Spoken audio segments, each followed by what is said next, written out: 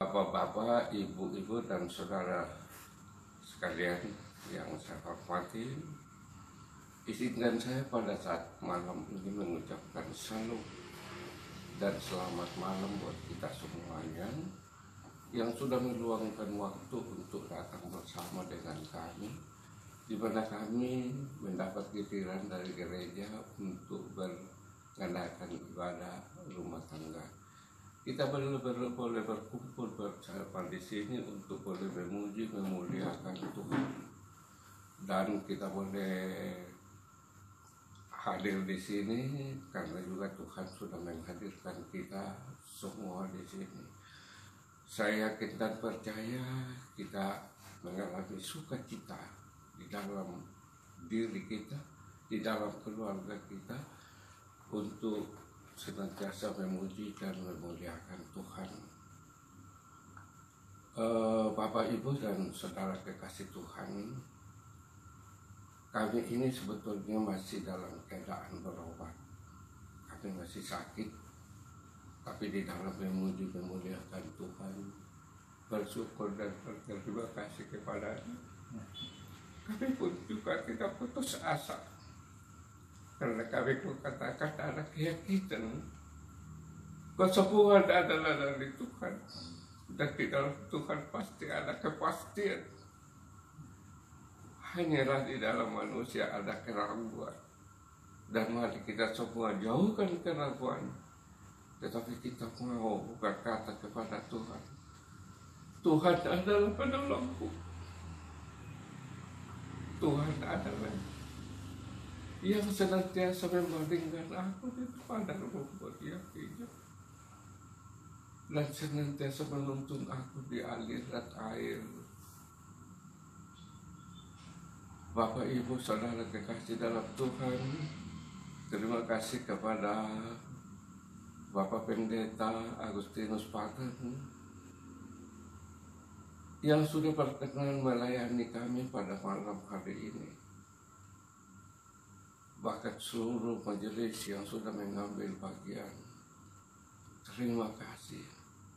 Jerih payah kita akan tidak sia-sia. Tuhan pasti memberi apa yang terbaik dalam hidup kami. Jangan putus asa di dalam melayani. Marilah bersyukur dan berterima kasih kepada-Nya, karena Allah itu sungguh baik buat kita. Saya mohon di dalam doa nanti Pak Pendeta, tolong kami didoakan secara khusus. Saya yang masih sakit, tolong ditopang di dalam doa agar pengobatan ini akan tuntas, dan kita yakin bersama akan sakit ini akan jauh dari kami, dan kita boleh berkumpul bersama, boleh bersekutu, boleh memuji Tuhan dengan suka dan riang, dengan semangat, dengan penuh sukacita, dengan penuh ucapan syukur dan terima kasih. Yang kedua, kami tolong didoakan juga anak kami,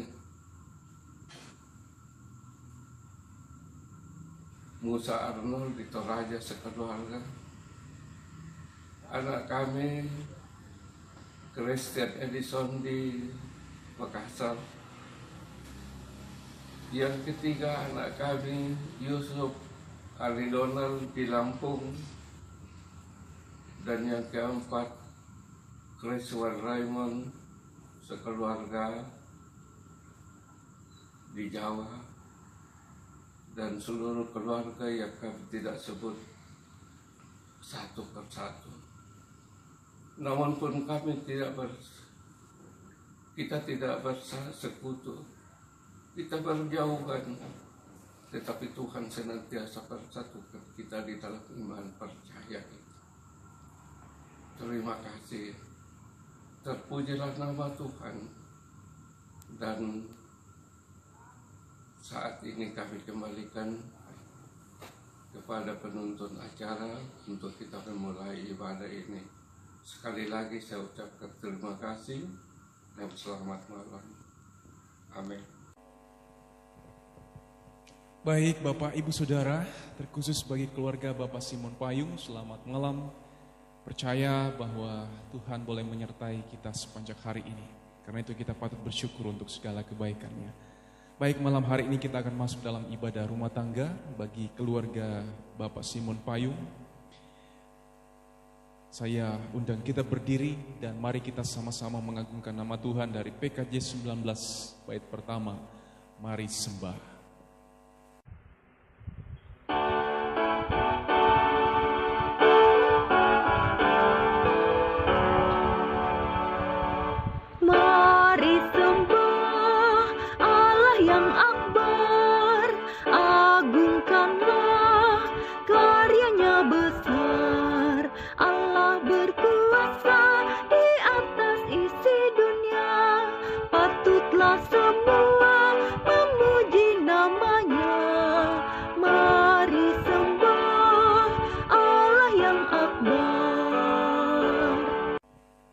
Mari kita habiskan ibadah kita. Kebaktian kita bersama dengan keluarga Bapak Simon Payung 45 pada malam hari ini. Kiranya jadi dalam nama Bapa, Putra dan Roh Kudus. Kasih karunia dan damai sejahtera melimpahi kamu oleh pengenalan akan Allah dan akan Yesus Kristus Tuhan kita. Amin. Silahkan duduk kembali. Akan mengagungkan nama Tuhan dari PKJ 14. Bait pertama ku nyanyikan kasih setia Tuhan.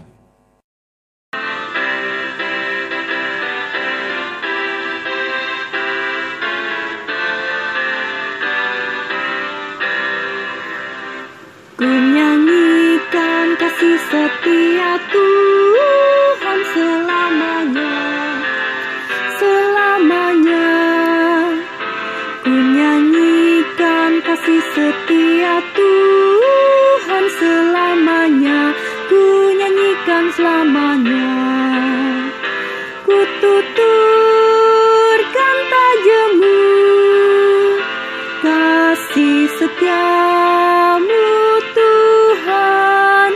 Ku tuturkan tajammu, kasih setiamu turun-temurun.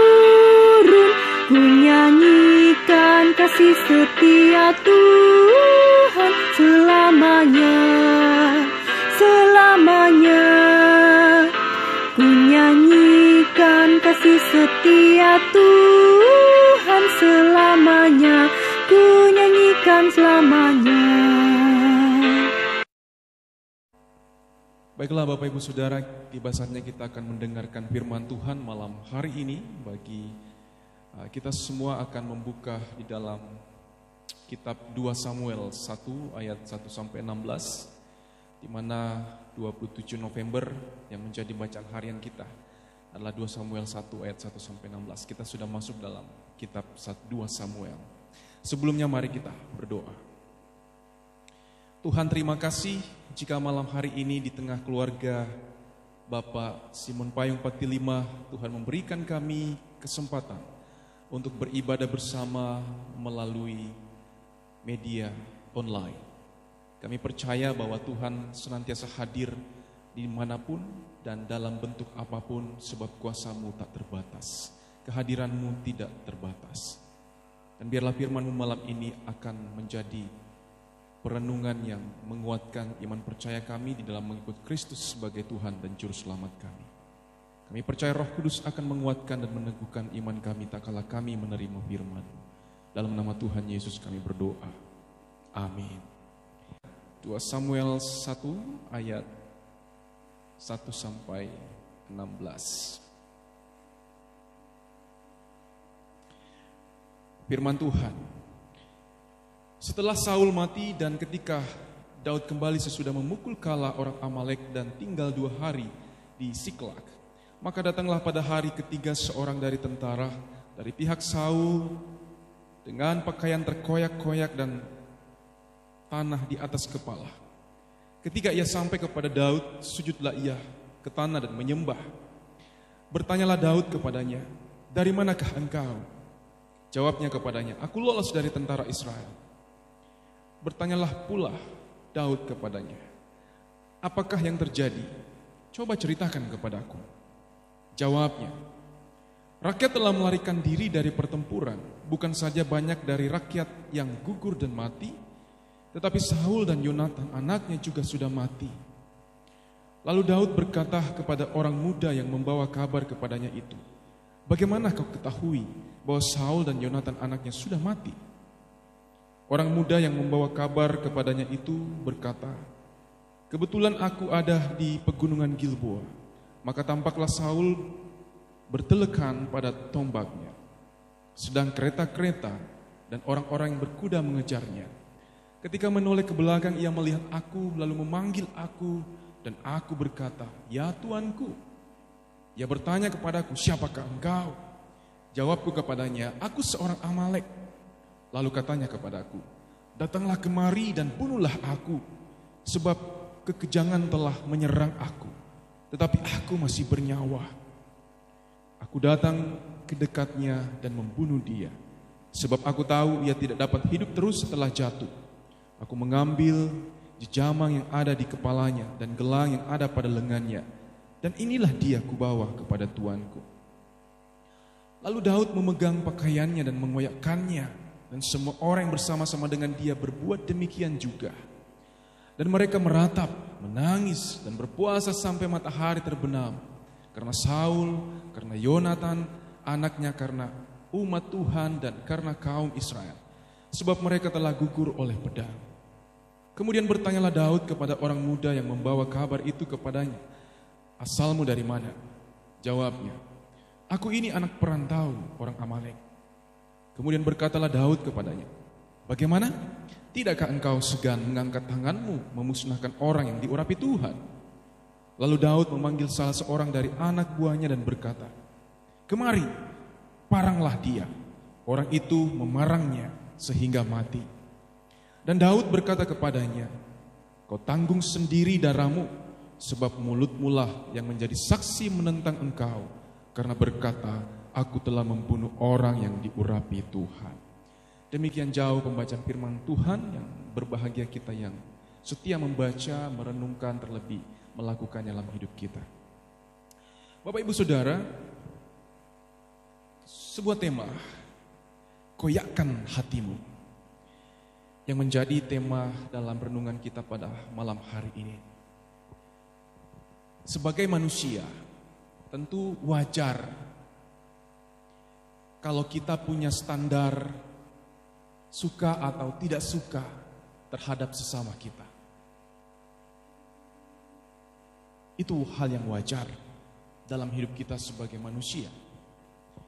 Apalagi kalau orang itu punya sikap, punya karakter, punya cara berbicara, cara berpenampilan, dan hal-hal yang lain. Dan semua itu tidak seperti yang kita inginkan terhadap sesama kita, sehingga membuat kita tidak suka sama mereka. Karena tidak ada harapan. Harapan kita tidak seperti yang kita mau ada pada orang itu, tapi mereka memilikinya. Mereka punya sikap yang tidak baik mungkin bagi kita, yang membuat kita tidak suka, yang kemudian menimbulkan perasaan tidak senang kepada sesama kita.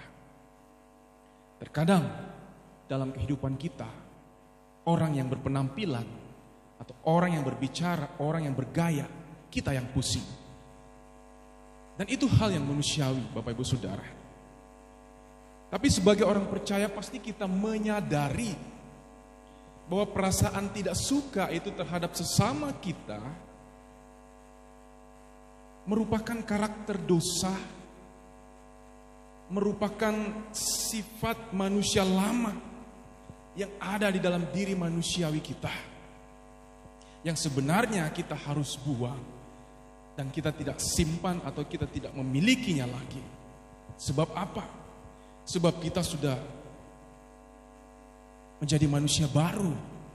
Jadi hal-hal yang lama, termasuk tadi kalau kita tidak suka sama orang karena gaya berbicaranya, karena berpenampilannya kita mulai sewat dan kita mulai menyadari bahwa hal-hal itu membuat kita tidak senang kepada sesama kita. Mengapa semua itu harus kita buang? Hal ketidaksukaan kita kepada sesama, mengapa kita harus buang? Sebab menjadi pengikut Kristus, menjadi anak-anak Tuhan Yesus Kristus itu berarti bahwa kita telah menjadi manusia baru.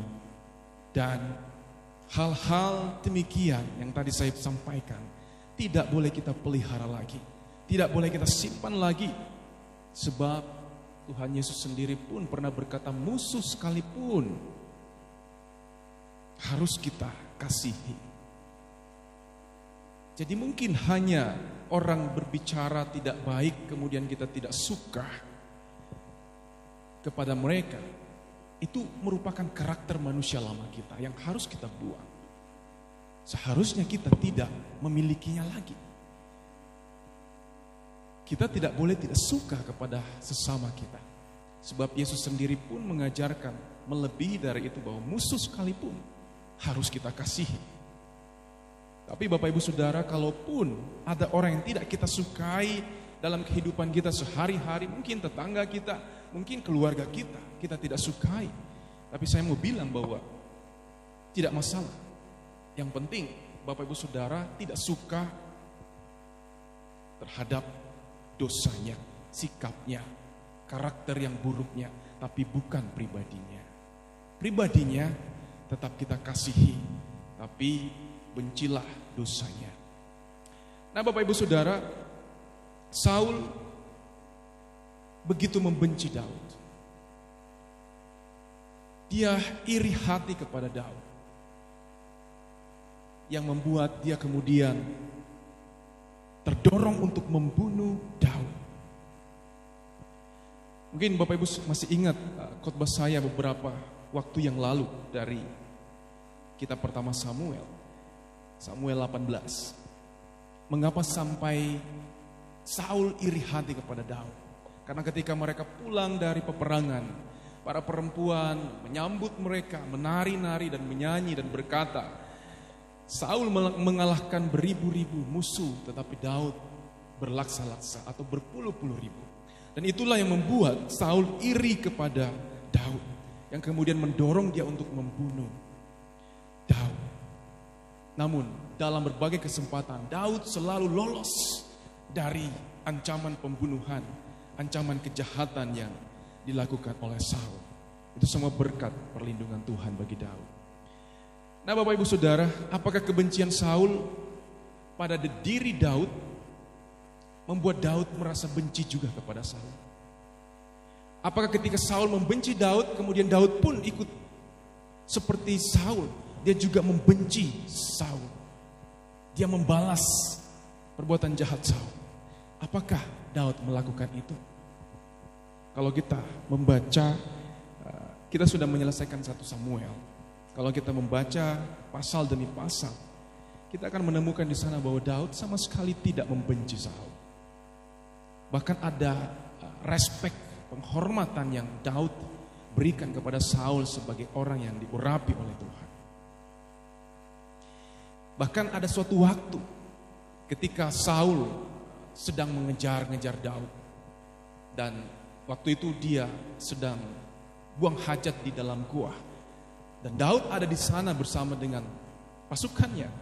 Dan ini kesempatan yang baik bagi Daud untuk kemudian membunuh Saul.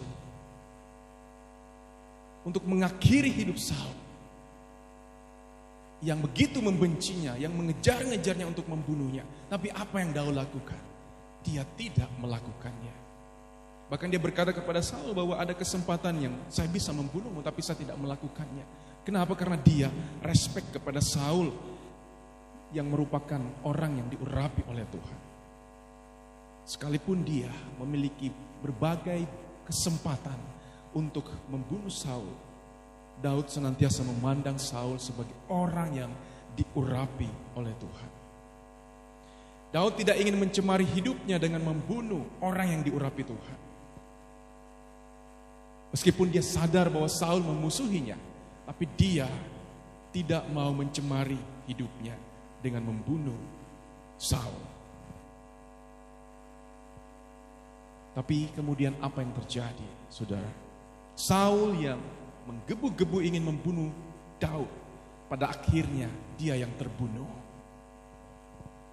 Dia terbunuh di peperangan. Bukan cuma dia, tapi Yonatan juga. Anaknya, sahabat Daud. Bahkan banyak dari pasukan bangsa Israel yang mati di peperangan. Dan ketika seseorang dari tentara Saul datang melapor kepada Daud, dia berkata bahwa Saul, Yonatan, bahkan umat Israel telah tewas.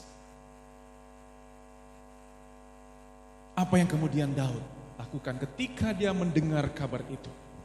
Dia memastikan bahwa kabar itu benar.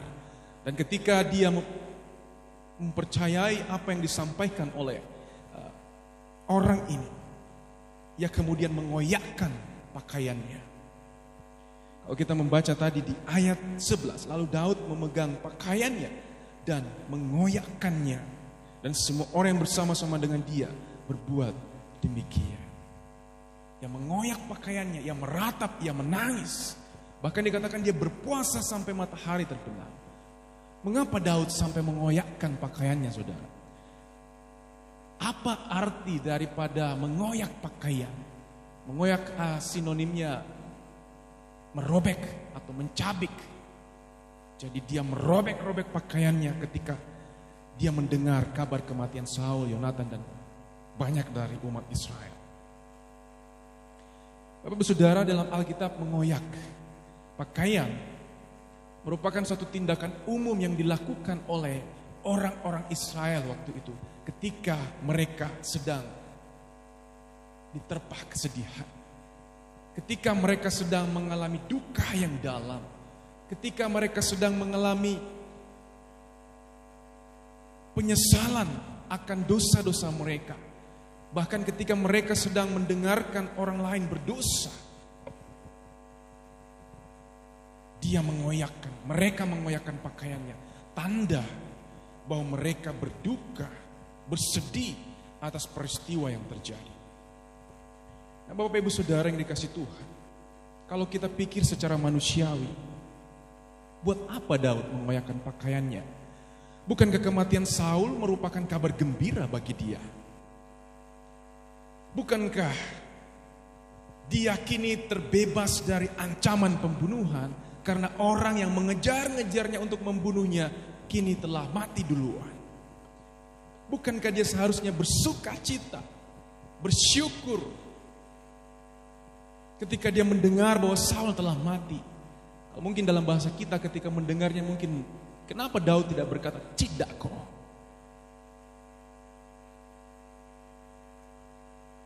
Tidak ada lagi ancaman baginya. Tapi malahan Daud mengoyakkan pakaiannya. Apakah Daud saat itu berpura-pura bersedih, berduka cita, supaya orang-orang yang mengikuti dia bisa melihat bahwa Daud juga ikut berduka cita? Apakah dia membuat-buat ketika dia mengoyak pakaiannya, berpura-pura saja? Saya yakin bahwa Daud tidak berpura-pura. Dia sangat mengalami kesedihan itu. Sebab bukan hanya Saul, sahabatnya juga Yonatan, bahkan umat Israel. Dia tidak bersuka cita atas kematian Saul yang begitu membencinya. Justru dia bersedih karena orang yang diurapi oleh Tuhan tewas di medan peperangan. Kalau kita membaca ayat 16, di sana ketika orang yang membawa kabar itu berkata bahwa dia telah membunuh Saul, Daud tidak senang. Tentara ini mencoba untuk membangun kepercayaan kepada Daud supaya ia bisa mendapat posisi juga yang baik, karena Daud yang akan kemudian menjadi raja. Tapi Daud tetap menganggap bahwa dia telah melakukan kesalahan. Mengapa? Karena dia telah membunuh orang yang diurapi oleh Tuhan. Daud sangat sedih sampai dia harus mengambil tindakan ini, meminta pengikutnya untuk membunuh pembawa kabar ini, karena dia sangat serius ada di dalam duka yang dalam. Bapak Ibu Saudara, bagaimana saudara dan saya akan merespon ketika dalam kehidupan kita kemudian mendengarkan kabar bahwa orang yang tidak suka sama kita atau orang yang memusuhi kita tiba-tiba mendapatkan celaka, mendapatkan musibah atau bahkan mati. Apa respon daripada Bapak Ibu Saudara ketika mendengarkan kabar seperti itu? Akankah Bapak Ibu Saudara dan saya bersedih atau justru akan senang, bersuka cita atas musibah yang menimpa musuh kita atau orang yang tidak senang dengan kita? Apakah kita akan bersuka cita atas peristiwa naas yang menimpa mereka atau bahkan mereka mati? Ataukah kita akan berduka cita seperti yang Daud lakukan? Sebagai orang percaya, saudara dan saya pastinya akan menjauhi perbuatan seperti bersuka cita atas kemelangan yang terjadi dalam diri orang lain. Ketika orang yang memusuhi kita, orang yang tidak suka sama kita mengalami musibah, sebagai orang percaya, anak-anak Tuhan, tentu kita akan melakukan seperti yang Daud lakukan. Larut dalam kesedihan.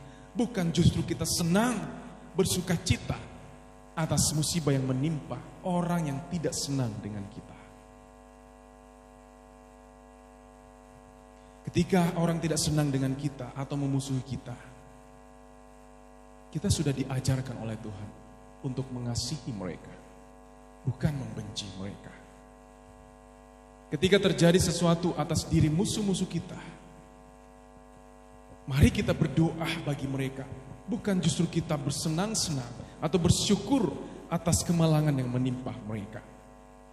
Dalam Lukas 6 ayat 27-28, di sana Yesus mengajarkan kita supaya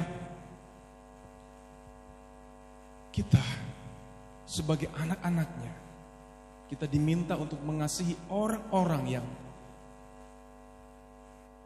tidak senang dengan kita. Kita diminta untuk berbuat baik bagi mereka yang membenci kita. Bahkan kita diminta untuk memberkati mereka, bukan mengutuk mereka. Dan sebagai orang percaya yang hidup hari ini, kita tidak perlu mengoyakkan pakaian kita ketika terjadi hal demikian. Dalam Yoel 2 ayat 13 dikatakan di sana, koyakkanlah hatimu, jangan pakaianmu.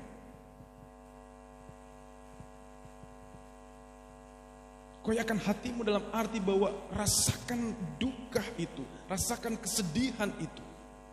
Jangan justru kita bersenang-senang atas kemalangan yang menimpa orang yang membenci kita. Bapak Ibu Saudara, kita diajarkan untuk mengasihi orang-orang yang tidak senang dengan kita. Sebagaimana yang Daud lakukan. Dia bahkan tidak rela membunuh Saul yang jelas-jelas di depan matanya ada kesempatan untuk menghabisi dia, tapi dia tidak melakukannya karena dia selain menghargai Saul, dia takut kepada Tuhan. Saudara, apakah Yesus senang mendengarkan ketika Allah Bapa memutuskan untuk menghukum manusia yang jatuh dalam dosa? Apakah ketika Bapa ingin menghukum atau menyatakan murkanya atas manusia yang telah menjalani hidupnya dalam dosa, apakah Yesus senang? Dia tidak senang, saudara. Yesus justru mengoyakkan hatinya. dia bersedih. Dan dalam kesedihannya dia mengambil suatu tindakan yang betul-betul luar biasa. Dan hanya dia yang bisa melakukannya. Apa yang dia lakukan? Dia merelakan dirinya untuk menggantikan kita yang seharusnya menerima hukuman dosa itu. Seharusnya hukuman itu ditimpakan kepada kita. Namun kemudian dia yang merelakan dirinya untuk mengambil alih. Supaya dia yang dihukum, bukan kita.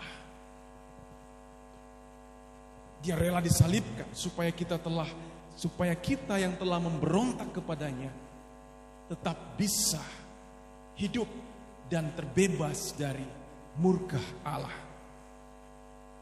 Dan supaya kita diampuni oleh Bapa. Bapak Ibu Saudara, sadarkah kita bahwa ketika kita masih tinggal di dalam kuasa dosa, kita sebenarnya sedang bermusuhan dengan Allah. Ketika kita menghidupi kehidupan kita yang tinggal berkubang di dalam dosa, kita sebenarnya sedang memusuhi Allah. Kita sebenarnya sedang membangun permusuhan dengan Allah. Itulah mengapa Allah murka kepada kita. Dan dia mau supaya manusia yang berdosa ini dibinasakan saja. Tapi anak tunggalnya mengoyakkan hatinya. Dia bersedih, dia berduka cita jika sampai Bapa melakukan hal itu. Karena tidak ada jalan lain. Dia kemudian merelakan dirinya supaya dia saja yang dihukum. Dia saja yang menerima hukuman atas kuasa dosa itu. Dan setelah kita diampuni oleh Bapa, kita kembali diberi kesempatan untuk berdamai dan membangun hubungan dengan Dia. Bapak Ibu Saudara, ketika saudara dimusuhi seseorang, tentu ada perasaan sakit hati, ada rasa kebencian kepada orang-orang yang memusuhi kita. Dan tak kala itu datang kepada kita, saudara, ingatlah selalu, renungkanlah selalu bahwa kita pun pernah menjadi musuh Allah. Tapi Dia kembali menerima kita untuk berdamai melalui Kristus yang telah mengoyakkan hatinya karena dosa kita. Bapak Ibu Saudara, apa yang dilakukan Daud adalah gambaran Mesias atau Kristus yang akan datang. Bahwa sekalipun orang membenci dia, memusuhinya, ingin membunuhnya, tetapi dia tidak membalasnya. Dan bukankah itu juga yang dilakukan oleh Yesus Kristus? Sekalipun orang meludahi dia, memukul dia, bahkan menyalibkan dia, dia tidak membalasnya. Adakah kita juga sebagai anak-anak Tuhan yang hidup hari ini dapat melakukan seperti yang Daud lakukan? Seperti yang Kristus telah teladankan buat kita. Ketika orang membenci kita, memusuhi kita, mencaci kita, menjelek-jelekan kita, membuli kita, adakah kita akan bersabar dan mau mengampuni mereka? Atau justru kita membalasnya dengan kejahatan, mata ganti mata, seperti yang hukum Taurat katakan? Kalau kita sebagai anak-anak Tuhan Yesus, tentu kita akan melakukan sebagaimana yang Kristus lakukan.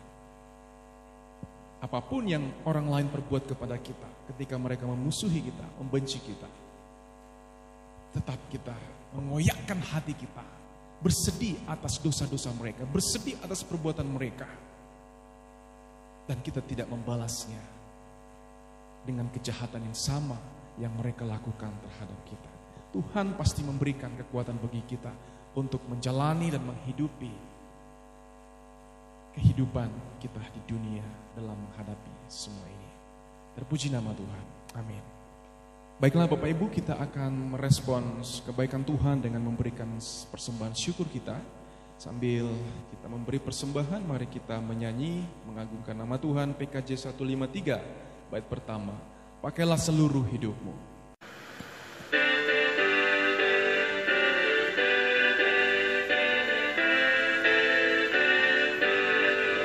Pakailah seluruh hidupmu dalam ladang dunia.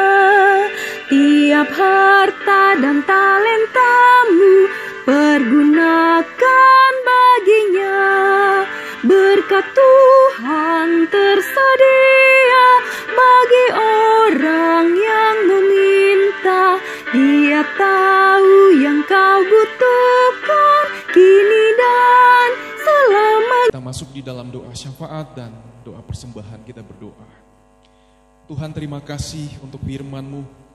Kiranya kami dimampukan untuk boleh mengoyakkan hati kami ketika kami menghadapi tantangan-tantangan di dunia ini. Khususnya ketika ada orang-orang yang membenci kami, yang tidak senang dan suka kepada kami.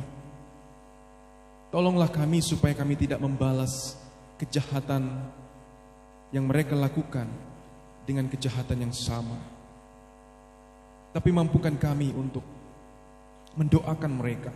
Mampukan kami untuk memberkati mereka, bukan mengutuk mereka. Dan mampukan kami untuk mengasihi, mengampuni mereka.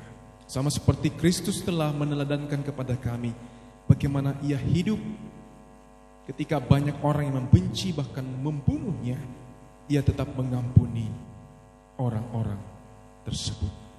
Tolonglah kami untuk bisa hidup sebagaimana Kristus telah hidup. Malam ini berdoa bagi keluarga Bapak Simon Payung Patilima. Di dalam kehidupannya, terkhusus di dalam menjalani proses pemulihan, Tuhan kiranya menolong, ia semakin diberi kesabaran, bahkan keyakinan yang teguh dalam Kristus untuk bisa melewati semua penderitaan, sakit penyakit yang dialaminya. Kami percaya bahwa setiap hari Tuhan bekerja dalam hidupnya, memampukan dia. Bahkan melalui istri kekasih yang setia mendampingi, Tuhan ada kuasa-Mu yang nyata. Ia bisa melihat kebesaran-Mu melalui istri yang begitu setia mengasihi dan mendampinginya. Karena itu Tuhan, kepadamu kami berdoa, berkatilah proses pemulihan, bahkan pengobatan yang sedang dijalani oleh Bapak Simon Payung Patilima. Berkati istri kekasih di dalam mendampingi dan menjadi penolong yang setia bagi suami. Ya, diberi kesabaran untuk bisa menjalani kehidupan rumah tangganya di dalam Tuhan. Berdoa bagi anak-anak keluarga Bapak Simon Payung Patilima. Berdoa bagi Bapak Musa Arnold bersama istri dan ketiga anak mereka yang tinggal di Toraja. Tuhan kiranya berkenan senantiasa menolong memberkati mereka. Demikian juga dengan keluarga Bapak Christian Edison bersama istri dan kedua anak mereka di Makassar. Kiranya mereka diberikan semangat untuk menjalani kehidupan mereka sebagai pengikut Kristus. Bagi Bapak Yusuf Donald bersama istri dan kedua anak mereka di Lampung, Tuhan menolong, memampukan mereka dalam menjalani kehidupan beriman mereka kepada Kristus. Demikian juga bagi Bapak Kriswan Raymond bersama istri dan anaknya yang berada di Jawa. Kiranya Tuhan menolong, memampukan mereka di dalam menjalani kehidupan rumah tangga Kristen mereka. Mereka semuanya anak-anak daripada Bapak Simon Payung Patilima ini senantiasa ada dalam perlindungan-Mu dan dijauhkan dari segala mara bahaya, terkhusus dari COVID-19 yang terjadi hari ini. Biarlah keluarga ini Tuhan senantiasa ada di dalam perlindungan-Mu, dan kiranya berkat-Mu akan senantiasa mengalir dalam kehidupan rumah tangga mereka. Berdoa bagi jemaat-Mu yang setia beribadah secara online. Kiranya berkat-Mu senantiasa menyertai, memelihara mereka. Boleh dinikmati oleh mereka dengan penuh sukacita. Pertolongan-Mu nyata dan tepat pada waktunya di dalam memelihara kehidupan mereka. Berkati Pak Mika, bahkan Pak Andri yang setia untuk melayani Tuhan melalui rekaman bagi pelayan-pelayan Tuhan dalam ibadah rumah tangga online. kiranya mereka senantiasa diberi kesehatan, kekuatan untuk mereka boleh setia melayani Tuhan di dalam segala waktu. Mereka boleh persembahkan kepadamu sebagai bentuk ucapan syukur mereka atas segala kebaikan-Mu yang mempercayakan mereka dalam pelayanan ini. Berkati majelis, bahkan warga jemaat Tuhan dimanapun berada, kiranya kami semua ada di dalam penyertaan-Mu setiap hari. Terima kasih Tuhan, berkati bangsa negara kami, berkati lingkungan di mana kami berada, kiranya kami senantiasa dijauhkan daripada segala mara bahaya, bahkan sakit penyakit, khususnya COVID-19. Kami selalu ada dalam perlindungan Tuhan senantiasa. Terima kasih Tuhan, malam ini boleh memberikan persembahan. Kiranya persembahan jemaat-Mu senantiasa menjadi persembahan yang berkenan dan berbau harum di hadapan Tuhan. Apa yang boleh dipersembahkan, boleh dipakai untuk pelayanan Tuhan di jemaat Oikumene Kertago. Terima kasih, kami bersyukur untuk segala kebaikan-Mu.